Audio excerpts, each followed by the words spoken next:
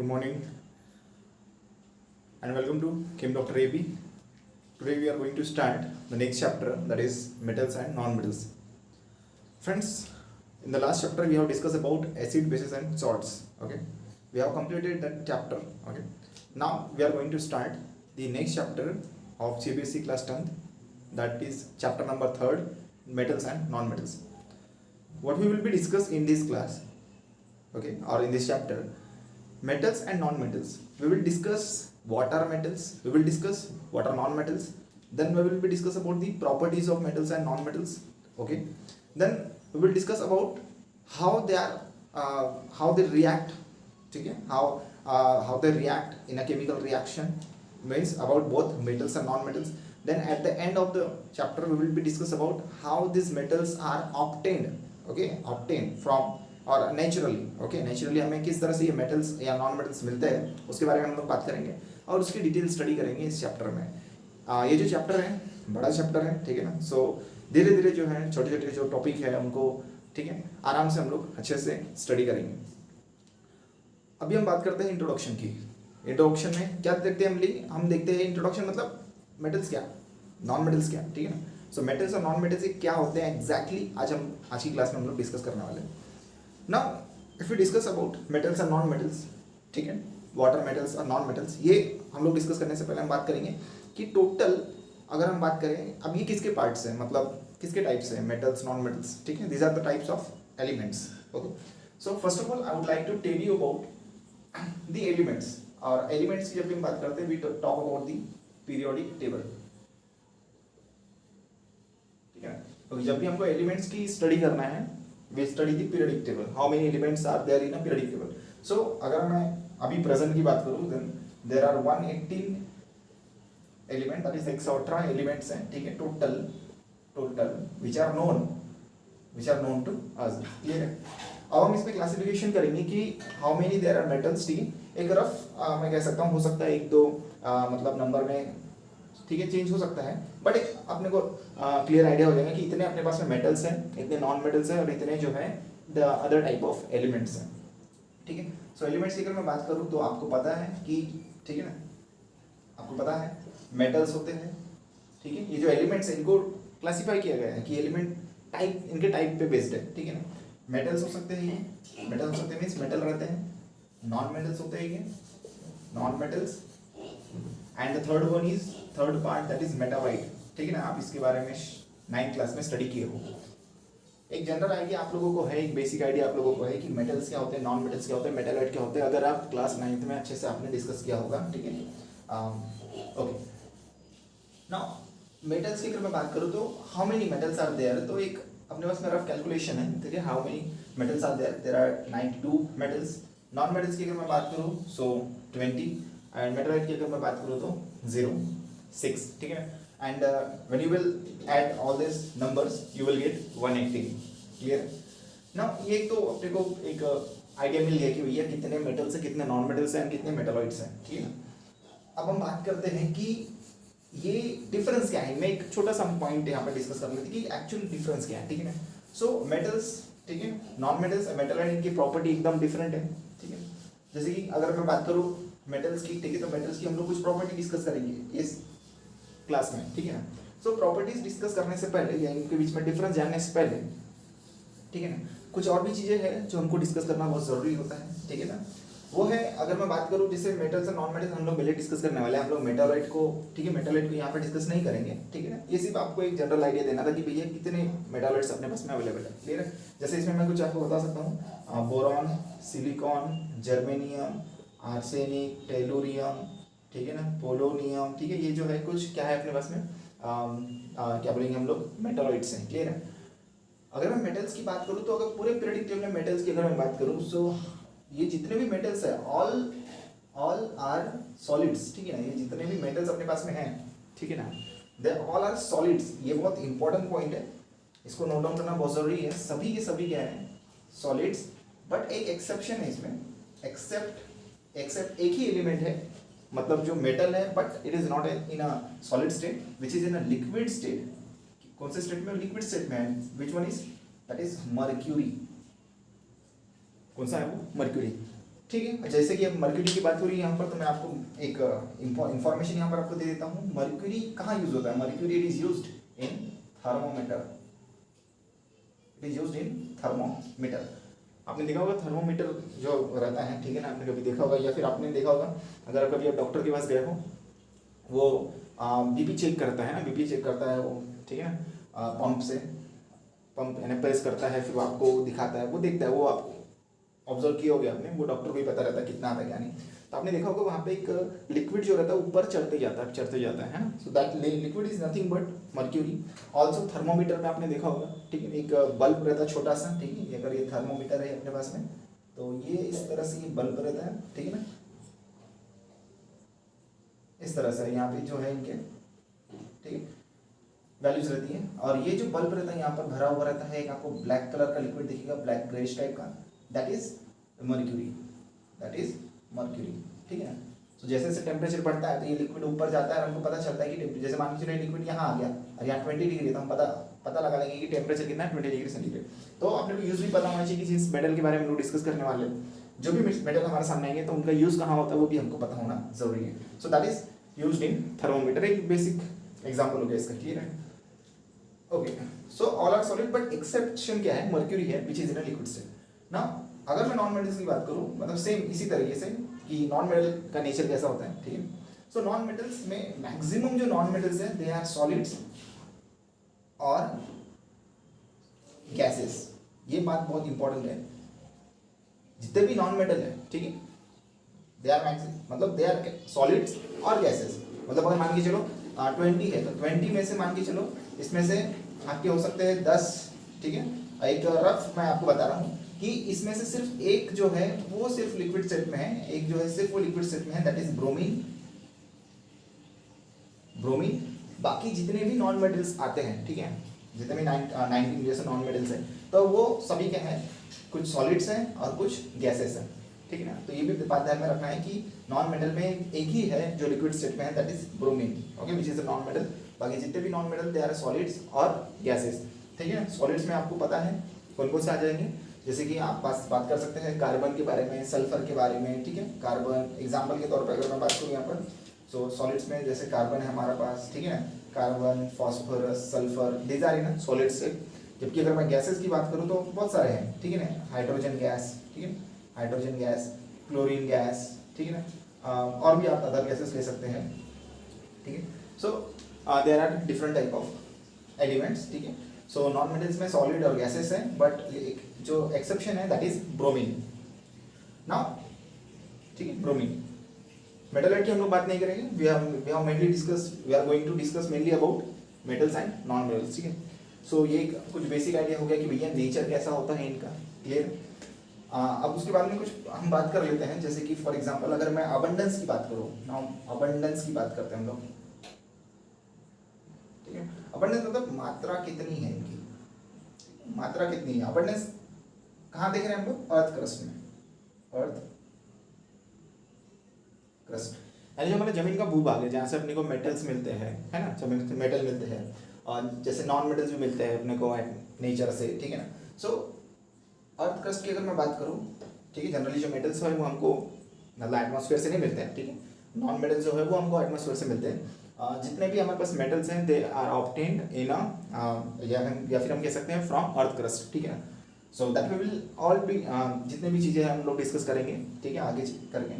अभी तो फिलहाल हम लोग इंट्रोडक्शन की बात कर रहे हैं। So let is discuss earth crust, है ना, जो जमीन का भूभाग है जहाँ से अपने को मेटल्स मिलते हैं in the form of minerals, ठीक है ना, आपको आगे समझ में आएगा ये। सो अबंडेंस की अगर मैं बात करूँ, देखिए कुछ मेटल्स है अपने पास में जिनका, देखिए हम मेनली उन मेटल्स के बारे में बात करेंगे जिनका अबंडेंस बहुत ज़्यादा है, मतलब जो बहुत ज़्यादा अमाउंट में पाया जाता है। ऐसा देखा जाए तो इतने सारे हैं, लेकिन उतने इसकी पढ़ने की जरूरत नहीं है, कुछ अपने को पता होना चाहिए। फॉर एग्जाम्पल एल्यूमिनियम, एल्यूमिनियम के अबंडेंस की बात करूँ तो टोटल अर्थ क्रस्ट का 7% जो पार्ट है, हम कह सकते हैं 7% जो है अपने को एल्यूमिनियम मिलता है, ठीक है ना। कहने का मतलब मान के चलो पूरे अर्थ क्रस्ट, ठीक है ना, पूरे अर्थ क्रस्ट, एक रफ आइडिया हम ले लेते हैं,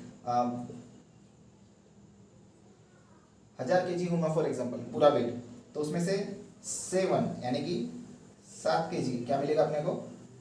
एल्यूमिनियम, है ना।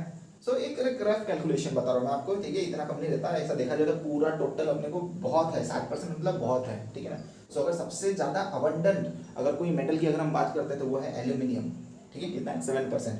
उसके बाद अगर मैं बात करूँ तो एक आता है अपने पास में आयरन, ठीक है, आयरन जो है ये 4% आता है, कितना आता है, आयरन 4% है, टोटल अर्थ क्रस्ट का 4% है क्या, आयरन, ठीक है ना। मतलब सेकंड मोस्ट अगर हम बात करें abundant, most abundant element second most, तो वो है हमारा 4%, दैट इज आयरन, ठीक है ना, मेटल की बात करूँ मैं। और इसके बाद भी है, अगर हम इसके बाद अगर और भी देखें डिक्रीजिंग ऑर्डर में, तो अपने पास में है कैल्शियम, सोडियम, ठीक है, potassium, magnesium, so these are in, ठीक है, these are in decreasing order. अगर हम अबंडेंस की बात करें, यानी 4% से भी कम कैल्शियम है, कैल्शियम से भी कम सोडियम, पोटेशियम, इस तरह से, ठीक है ना। लेकिन जितना भी ये भरपूर मात्रा में है, ठीक है, अवेलेबल है। सो ये बात ध्यान में रखना कि मोस्ट अबंडेंट जो है, सबसे ज़्यादा अबंडेंट मेटल वो है एल्यूमिनियम, सेकंड मोस्ट है आयरन। अब इनके परसेंटेज भी अगर आपको याद है तो ये बहुत अच्छी बात है, ठीक है ना। मैं बात करता हूँ नॉन मेटल्स की, ठीक है ना, और इसमें यूज़ बताने की मुझे ज़रूरत नहीं है, बिकॉज हम लोग आगे की जो क्लास रहेंगी उसमें डिस्कस करने वाले हैं कि एल्यूमिनियम का कहाँ यूज़ होता है, आयरन का कहाँ यूज़ होता है, बाकी जो अदर मेटल्स हैं इनका कहाँ यूज़ होता है। अगर मैं नॉन मेटल्स की बात करूँ तो नॉन मेटल्स में जो मोस्ट अबंडेंट एलिमेंट है, जो मोस्ट अबंडेंट नॉन मेटल है, मोस्ट अबंडेंट, ये आपको भी पता होगा, ठीक है, the most abundant that is non metal is oxygen. क्या है, ऑक्सीजन है। देखो एटमॉस्फेयर में ऑक्सीजन तो है ही, साथ साथ अर्थ क्रस्ट में भी, जैसे कि मैंने आपको बात किया मेटल की, तो मेटल भी जो है अपने ऑक्साइड के फॉर्म में, ठीक है, मिलते हैं हमको, ठीक है, इन द फॉर्म ऑफ, जैसे मेटल की अगर हम बात करें तो मेनली जो है ऑक्साइड के फॉर्म में रहते हैं, और एटमॉस्फेयर में भी ऑक्सीजन अवेलेबल है, ठीक है ना। सो ऑक्सीजन जो है it is the most abundant and it constitute about 50%। मतलब ओवरऑल अगर हम देखें, ठीक है, एटमॉस्फेयर की बात करें, हम अर्थ क्रस्ट की बात करें, तो टोटल जो है, ठीक है, ये 50% जो है कंस्टिट्यूट करता है। इसके बाद में सेकंड जो है वो है सिलिकॉन, ठीक है, it constitute about 26%, it constitute about 26% of the earth crust. ये सेकंड मोस्ट अबंडेंट है non metal, and this is the first most abundant non metal, that is oxygen, ठीक है ना। और इसके बाद में फिर अदर है, ठीक है, जैसे कि फॉस्फोरस है, ठीक है, फॉस्फोरस है, सल्फर है, ठीक है, इन सब की हम लोग बात करते हैं, क्लियर। सो बात करते हैं हम लोग ऑक्सीजन की। सो ऑक्सीजन आपको पता है ऑक्सीजन का यूज कहाँ होता है, ठीक है, it is essential for breathing. Breathing के लिए क्या है, एसेंशियल है, मतलब अगर ऑक्सीजन न रहे so there is no life. हम सीधी और साफ बात कर सकते हैं यहाँ पर, no life if oxygen is not present. अगर ऑक्सीजन नहीं रहता सो लाइफ रहती ही नहीं है। So that is very important. मतलब ये कह सकते हैं आप लोग कि नॉन मेटल्स, मेटल्स एक बार का नहीं रहे चलता, लेकिन नॉन मेटल्स के बिना अगर हम लाइफ की बात करें so life without non metal does not exist, ठीक है। सो नॉन मेटल्स जो है they play very important role, ठीक है, for the existence of life, ठीक है ना। सो ऑक्सीजन है भरपूर मात्रा में है, जो कि जीने के लिए बहुत जरूरी है, ठीक है। और इसकी क्या प्रॉपर्टीज है, it also helps in burning, helps in burning, ये इसकी प्रॉपर्टी है कि जलने में ये मदद करता है। लेकिन जो मोस्ट एसेंशियल, अगर हम मोस्ट इंपॉर्टेंट प्रॉपर्टी की बात करें तो it is essential for breathing for all the living organisms. जितने भी लिविंग ऑर्गेनिजम्स हैं, जैसे कि हम ह्यूमन हो गए, ठीक है ना, एनिमल्स हो गए, प्लांट्स हो गए, ठीक है, सभी के लिए बहुत जरूरी है, क्लियर है। बात करते हैं हम लोग सिलिकॉन की। अगर मैं, देखिए सिलिकॉन के बारे में आपको बहुत ज़्यादा पता नहीं होगा, लेकिन मैं आपको बता देता हूँ। जो हमारा ग्लास बनता है ना, ग्लास, ठीक है, ग्लास, तो ये ग्लास जो बनता है जिस केमिकल से बनता है, जो बहुत मतलब एक इंपॉर्टेंट केमिकल है जो which is required for the manufacturing of glass, that is silicon oxide, ठीक है, सिलिकॉन डाइऑक्साइड। ये जो है ना, ठीक है ना, हाँ अपने घर में, घर में नहीं बोलेंगे, ठीक है, हमको पता है, ठीक है, रेत, रेत पता है, सैंड, तो ये जो सैंड होता है, ठीक है, तो ये क्या होता है इसमें, सिलिकॉन डाइऑक्साइड। आपको पता होगा, आपने सुना भी होगा कि रेत से जो है ग्लास बनाया जाता है, तो उसमें क्या रहता है, सिलिकॉन डाइऑक्साइड, और इसमें और भी अदर केमिकल ऐड करके फिर वो जो है ग्लास का मैन्युफैक्चरिंग किया जाता है, ग्लास तैयार किया जाता है। सो ये बात ध्यान में रखिएगा, ठीक है। सिलिकॉन कहाँ प्रेजेंट रहता है, जितने भी हमारे पास सैंड है तो उसमें जो है सिलिकॉन प्रेजेंट रहता है in the form of its oxide. तो आपने देखा जैसे यहाँ पर सिलिकॉन भी है तो ये अपने ऑक्साइड के फॉर्म में अवेलेबल है, ठीक है ना। आप देख सकते हैं ऑक्सीजन, ठीक है, हर तरीके से जो है अवेलेबल है एटमॉस्फेयर में, in the form of gas. फिर बाकी जो है सॉलिड स्टेट में, ठीक है, जैसे सिलिकॉन डाइऑक्साइड ये क्या है, सॉलिड है ना, एक रेत क्या है, सॉलिड है, तो उसमें क्या है, ये सिलिकॉन ऑक्सीजन, ठीक है, साथ में है, ठीक है, एक कंपाउंड है वो। सो ये हो गया नॉन मेटल्स के बारे में। और भी जैसे दूसरे नॉन मेटल्स हैं, ठीक है ना, जैसे कि नाइट्रोजन की बात करता हूँ मैं, नाइट्रोजन की अगर मैं बात करूँ ऑक्सीजन की सिर्फ एटमॉस्फेयर में, एटमॉस्फेयर में उसका कंपोजिशन कितना है, सो एटमॉस्फेयर में कंपोजिशन कितना है ऑक्सीजन का, अगर मैं एटमॉस्फेयर में ऑक्सीजन का कंपोजिशन की बात करूँ तो इट इज़ 20%, किसका, ऑक्सीजन का। अगर मैं बात करता हूँ, ठीक है, अगर मैं बात करता हूँ 78% जो है ये है नाइट्रोजन, ठीक है ना, और अगर 1% की अगर मैं बात करूँ ये है अदर गैसेस, ये हो जाए, ये है हमारा एटमॉस्फेयर का, ठीक है, जो गैस है उनका कंपोजिशन, ठीक है ना, कितनी मात्रा में है वो, तो ये है इसका एक ठीक है, आप एक जनरल आपको नॉलेज यहाँ पर मिल जाए।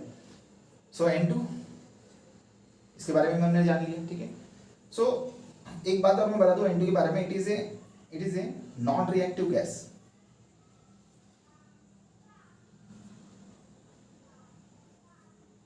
कैसे गैस है, नॉन रिएक्टिव गैस। इसका भी यूज आप लोग देखेंगे आगे चल के, पढ़ोगे आप लोगों ने कहाँ स्टडी किया है इसे, केमिकल रिएक्शन एंड इक्वेशन में एक लास्ट में पॉइंट आया था, जैसे रेंसिडिटी की पार्ट आया था, वहाँ हमने डिस्कस किया होगा, that is nitrogen gas is used, है ना, इन ठीक है, जैसे कि पैकेट्स में जैसे फूड अपने आते हैं, जैसे कि चिप्स हो रहे आ गए, ठीक है ना, सो उसमें क्या रहती है, नाइट्रोजन गैस रहती है, तो आपको जो खाना है वो मतलब जल्दी खराब नहीं होता, कुछ महीनों तक के टिका रहता है, ठीक है। सो एज ए एंटीऑक्सीडेंट क्या करता है, ये काम करता है नाइट्रोजन गैस, क्लियर है, इतनी इन्फॉर्मेशन हो गई। और भी कुछ इन्फॉर्मेशन है जो कि जानना बहुत ज़रूरी है, तो फिलहाल बोर्ड में जगह नहीं है, तो आप क्या कीजिए, सबसे पहले आप स्क्रीनशॉट ले लीजिए, आपने नोट डाउन कर लिया तो बहुत अच्छी बात है, नोट डाउन करना जरूरी है, आपको समझना है तो, ठीक है। इसके बाद और भी कुछ है जो है इन्फॉर्मेशन, जो कि इंट्रोडक्शन पार्ट ऑफ व्यू अगर हम देखें तो बहुत ज़्यादा इंपॉर्टेंट है, so that will be discuss. तो फर्स्ट ऑफ ऑल देख लीजिए, आप स्क्रीनशॉट ले लीजिए, वी विल बी डिस्कस, ठीक है।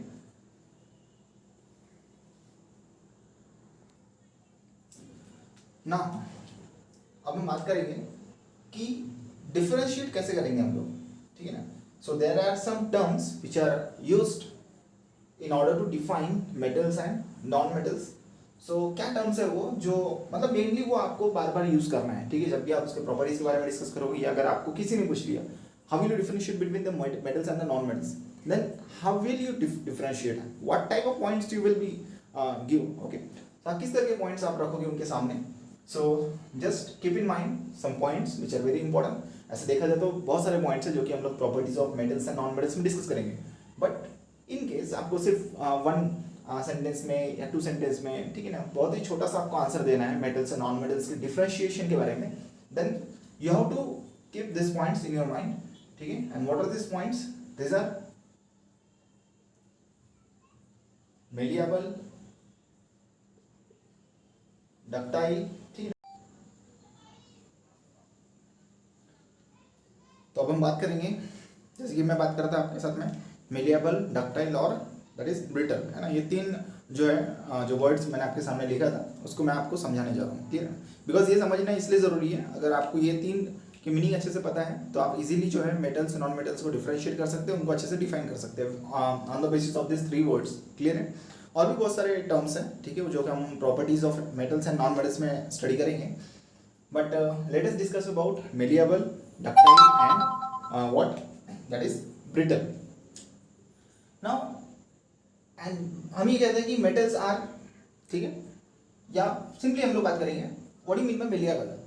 सो मेलिएबल का मीनिंग होता है कि the elements which can be drawn into a thin sheets on hammering, ठीक है, थोड़ा फोकस कीजिए यहाँ पर, कि ऐसे एलिमेंट्स या सब्सटेंस जिसको क्या कर सकते हैं हम लोग, और मेनली हम लोग किन सब्सटेंस की बात कर रहे हैं, we are talking about the solids, है ना, अगर हम हैमरिंग कर रहे हैं, ठीक है ना, या फिर हम स्ट्रेचिंग की बात कर रहे हैं, या जो भी है, सो हम बात कर रहे हैं यहाँ पे सॉलिड्स की। The elements which can be drawn into means that can be converted into thin sheets, ना thin sheet में हम कन्वर्ट कर सकते हैं, जैसे कि अपने पास आपने देखा होगा एल्यूमिनियम फॉइल आपने सुना होगा, है ना, फूड पैकेज करने के लिए यूज़ करते हैं हम लोग, ठीक है ना, ज्वेलरीज बनाने के लिए हम लोग को लगते हैं अटेंसिल्स, जो बर्तन हमारे पास अवेलेबल है, ठीक है। तो ये कैसे बने हुए, मेटल से बने हुए हैं, ठीक है ना। सो कैसे बने होंगे, by converting that metals into thin sheets, ठीक है ना। So that property is known as a malleable, ठीक है, that property is known as a malleability, ठीक है ना। और जो नेचर है इस ऐसे मेटल्स जो क्या कन्वर्ट किए जा सकते हैं थिन शीट में, हम बोलेंगे वो कैसे है, दे आर मेलिएबल। और the property is called as a malleability. Malleability आप इसको दो वर्ड में ठीक है डिवाइड कर सकते हैं, मेलिएबल प्लस एबिलिटी, मतलब मेलिएबल होने की ability, that is the property of A metals, ठीक है ना। सो यहाँ पर मैंने आपको दिखाया है कि ये जो प्रॉपर्टी है मेलिएबल, ये किसकी प्रॉपर्टी है, it is a property of metal and it is not the property of non metal. ये नॉन मेटल की प्रॉपर्टी नहीं है, ठीक है, it is not the property of non metal, ठीक है। जो नॉन मेटल्स होते हैं दे आर नॉट मेलिएबल, इस बात को ध्यान में रखिए। दूसरी बात करते हैं हम लोग ductile. What do you mean by ductile? एक बात हमने किया कि metals can be drawn into thin sheets, है ना। दूसरी बार हम लोग बात करेंगे कि that metal can be stretched into long wires, है ना। एक लंबे तार में हम उसको कन्वर्ट कर सकते हैं बाय स्ट्रेचिंग, यानी खींच कर। क्लियर है? आपने देखा होगा जो इलेक्ट्रिक वायर्स रहते हैं, ठीक है, इलेक्ट्रिक वायर्स रहते हैं, आपने देखा होगा कि स्ट्रीट में जो इलेक्ट्रिक पोल्स लगे होते हैं they are connected with electric wires, है ना, एल्यूमिनियम की वो वायर रहती है वो। तो आपने देखा होगा कि ये क्या है, ये लंबे वायर्स हम लोग जो है बना सकते हैं किसकी हेल्प से, because of the property of ductile, है। मतलब जो एलिमेंट्स है या जो मेटल्स की हम लोग बात करेंगे they are ductile. What do you mean by ductile? That can be stretched into thin and long wires without breaking, बिना ब्रेक किए, है ना। सो आप देख सकते हैं, तो उस प्रॉपर्टी को हम लोग कहते हैं, ठीक है, हम उस मेटल के नेचर को बोलेंगे कि वो जो मेटल है वो कैसा है, it is ductile in nature and the property is called as a, जैसे कि मैंने आपको बताया मेलिएबिलिटी, तो उसकी प्रॉपर्टी को हम बोलेंगे डक्टिलिटी। कहने का मतलब ये कि थिन वायर में कन्वर्ट होने की ability, that is known as the ductility. Clear है? What do you mean by brittle? साथ साथ मैं आपको थोड़े एग्जांपल भी दे रहा हूँ। एक्चुअली अभी हम लोग डिटेल में डिस्कस नहीं करने वाले, जब हम लोग बात करेंगे मतलब सिर्फ मेटल की प्रॉपर्टी की बात करेंगे एक क्लास में बात करेंगे सिर्फ नॉन मेटल की प्रॉपर्टी में, उस क्लास में आपको और भी बेटर तरीके से समझ में आएगा, बिकॉज मैं बहुत सारे एग्जांपल्स आपके सामने रखने वाला हूँ। अभी क्या कर रहे हैं हम लोग, इंट्रोडक्शन स्टडी कर रहे हैं ना, इंट्रोडक्शन की बात कर रहे हैं यार, मेटल्स क्या होते हैं, नॉन मेटल्स क्या होते हैं, कितने एलिमेंट्स होते हैं, उसमें मेटल कितने हैं, नॉन मेटल कितने हैं, मेटालॉइड कितने हैं, ठीक है, अबंडेंस किसका कितना है, that is the basic information. Okay, now what do you mean brittleness? Brittleness का एकदम सीधा साफ एग्जांपल है, आपके पास में कोल है, ठीक है, कोल का टुकड़ा है आपके पास में, आप हैमरिंग करो उसको, व्हाट विल हैपन, हैमरिंग करने के बाद में it will break into small pieces. Similarly आपके पास में आयरन का टुकड़ा है, आयरन का टुकड़ा उसके ऊपर आप हैमरिंग करो, it will not break into small pieces. So what do you mean by brittle? Brittle ये जो प्रॉपर्टी है इसका मतलब होता है कि जो भी सब्सटेंस के ऊपर मान के चलो हम लोग हैमरिंग कर रहे हैं, हम स्ट्रेच कर रहे हैं, यानी खींच रहे हैं उसको, so that will break into small pieces. अगर वो स्मॉल पीसेस में ब्रेक हो रहा है तो that is known as a, कि वो जो सब्सटेंस है that is brittle in nature. Brittle in nature मतलब वो टूट जाएगा, ठीक है ना, वो ब्रेक हो जाएगा स्मॉल पीसेस में, अगर हम हैमरिंग करें, उसके ऊपर हम लोग हथौड़ी मारें या फिर हम उसको खींचें, स्ट्रेचिंग करें। क्लियर है? सो दिस प्रॉपर्टी, ये किसकी प्रॉपर्टी है? It is a property of a non metal. Non metal क्या हो जाता है, ब्रेक हो जाता है, जैसे कोल है ना, कोयला है तो वो क्या होता है, ब्रेक हो जाता है। क्लियर है इतनी बात? ग्रेफाइट जो कि कार्बन से बना हुआ है, ठीक है ना, सो वो भी क्या हो जाता है, टूट जाता है ना, जैसे पेंसिल की लीड टूट जाती है। जबकि मेटल की बात नहीं करेंगे, मतलब मेटल के केस में ये प्रॉपर्टी नहीं आएंगे, क्यों? क्योंकि मेटल ब्रेक नहीं होते, है ना, because they are malleable, they are ductile. So brittleness जो प्रॉपर्टी है, जो ब्रिटलनेस की प्रॉपर्टी है, ब्रिटलनेस प्रॉपर्टी ये किसकी है? It is the property of a non metal. Clear है इतनी बात? सो आई होप कि आपको मैक्सिमम चीजें समझ में आ गई होगी, है ना। और एक पॉइंट मैं इसमें ऐड करना चाहूँगा, हीट एंड इलेक्ट्रिसिटी। जब भी हम बात करेंगे हीट एंड इलेक्ट्रिसिटी की, और देखिए जो एक्सेप्शन की बात है, मतलब नॉन मेटल में भी कुछ ऐसे एलिमेंट्स हैं, ठीक है ना, जो काम करते हैं, मतलब जो हीट एंड इलेक्ट्रिसिटी के गुड कंडक्टर होते हैं, हम बात करेंगे उन एक्सेप्शन के बारे में, ठीक है, उस क्लास में। बट यहाँ मैं आपको बताना चाहूँगा जो हीट एंड इलेक्ट्रिसिटी कंडक्ट करने की प्रॉपर्टी होती है वो मेनली जो होती है वो मेटल्स की होती है। मेटल्स की ये प्रॉपर्टी होती है हीट एंड इलेक्ट्रिसिटी कंडक्ट करने की। इसमें भी कौन से अच्छे होते हैं, कौन से पुअर, मतलब कौन से बेस्ट होते हैं, कौन से गुड होते हैं, कौन से पुअर होते हैं, वो भी मैं आपको जो है जब हम प्रॉपर्टी डिस्कस करेंगे मेटल की तब मैं आपको बताऊंगा। सिमिलरली नॉन मेटल में नहीं करते हैं, they are not good conductor of heat and electricity, but there are some exception, मतलब कुछ है एग्जाम्पल जो good conductor of electricity and heat काम करते हैं, वो भी मैं आपको बताऊंगा उस क्लास में, ठीक है ना। तो आज का क्लास सिर्फ इंट्रोडक्शन वाला था, ठीक है ना। सो आई होप आपको जो बेसिक इंट्रोडक्शन है मेटल्स नॉन मेटल्स का वो आपको समझ में आया होगा, कितने एलिमेंट्स हैं, कितना अबंडेंस है उनका, ठीक है, क्यों इसेंशियल है वो, क्लियर है। एंड कुछ टर्म्स जो कि डिफाइन करने के लिए आसान हो जाएंगे। अब आपको डिफाइन करना आसान हो गया कि metals are the good conductor of heat and electricity, they are malleable, ductile in nature. तो आप इस तरह से मेटल डिफाइन कर सकते हैं। एक पॉइंट और मैं आपको समझाना चाहूँगा इसमें, ठीक है, एक पॉइंट मैं इसमें ऐड करना चाहूँगा, एक इसमें पॉइंट ऐड कर सकते हैं हम लोग। And what is that point, ठीक है, जो मेटल्स होते हैं, ये बात हमेशा ध्यान में रखना, ठीक है, जो मेटल्स होते हैं, ठीक है, during a chemical reaction, during a chemical reaction,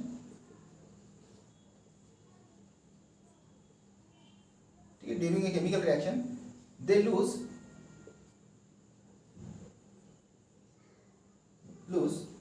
electrons, they lose electrons and form a positive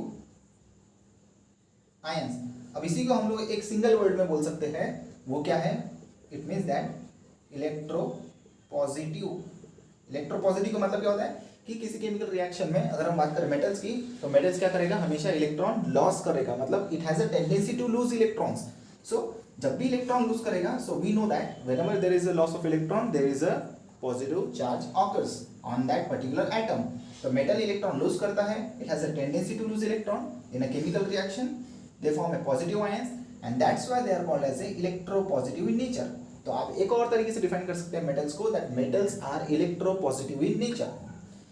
बात करेंगे हम लोग नॉन मेटल्स की, बात करेंगे हम लोग नॉन मेटल्स की, इसलिए आपको जो मेटल्स है, ठीक है, मेटल्स जो है हमको पता है, सोडियम अगर एक इलेक्ट्रॉन लॉस करता है तो सोडियम प्लस बनाता है, कैल्शियम 2 इलेक्ट्रॉन लॉस करता है तो 2 प्लस बनाता है, एल्यूमिनियम 3 इलेक्ट्रॉन लॉस करता है तो 3 प्लस बनाता है, ये हम लोगों ने डिस्कस कर चुके हैं, है ना, आयंस में। नॉन मेटल्स की अगर मैं बात करूं तो दे आर इलेक्ट्रोनेगेटिव।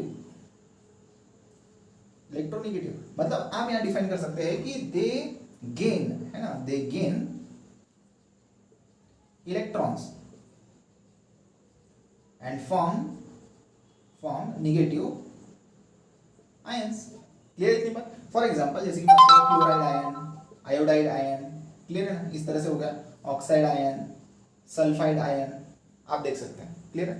तो ये क्या करते हैं, नॉन मेटल जो होते हैं they are electronegative in nature, मतलब क्या बनाते हैं, ये नेगेटिव आयन फॉर्म करते हैं ड्यूरिंग ए केमिकल रिएक्शन। इस बात को आप ध्यान में रखिए। इससे मतलब इससे रिलेटेड और भी कुछ डिटेल में स्टडी है, वो भी मैं आपको बताऊंगा, क्लियर है, बस आपको कंटिन्यू बने रहना है, ठीक है ना।